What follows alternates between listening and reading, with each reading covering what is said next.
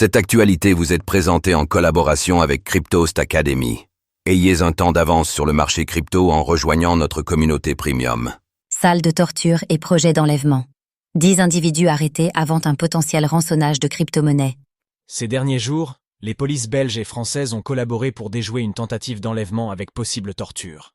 Tandis que là où les personnes ciblées pourraient l'avoir été pour du rançonnage de crypto-monnaies, que savons-nous?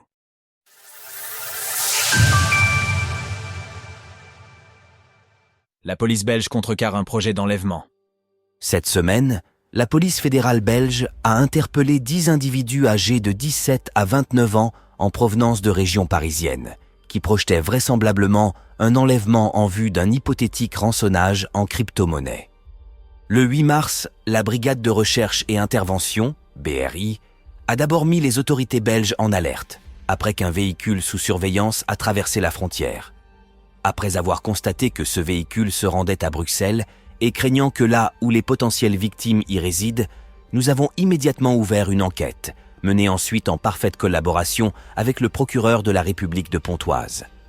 Dans la nuit du 9 au 10 mars, les suspects auraient ensuite fait des repérages dans la commune de Braine-l'Alleud, ce qui a conduit les forces de l'ordre à procéder aux arrestations et à plusieurs perquisitions. Au cours de ces perquisitions, plusieurs outils et du matériel ont été saisis, laissant penser à une volonté de torturer là où les victimes ciblées, comme le rapporte le média local La Dernière Heure. Matériel saisi lors des perquisitions.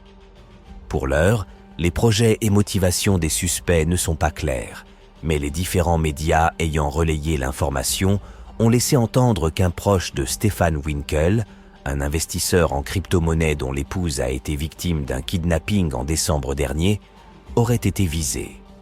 Samedi soir, celui-ci a réagi sur X en niant ces affirmations et en expliquant qu'il n'était pas la cible. Suite à des erreurs de La Dernière Heure, Le Parisien, 7/7, RTL TVI et RTL Info, une fausse information circule massivement. Je n'étais pas la cible du projet d'enlèvement récemment déjoué. Il ne s'agit pas de moi, mais d'une autre personne dont je ne peux révéler le nom. Merci de ne pas relayer ces fake news particulièrement graves.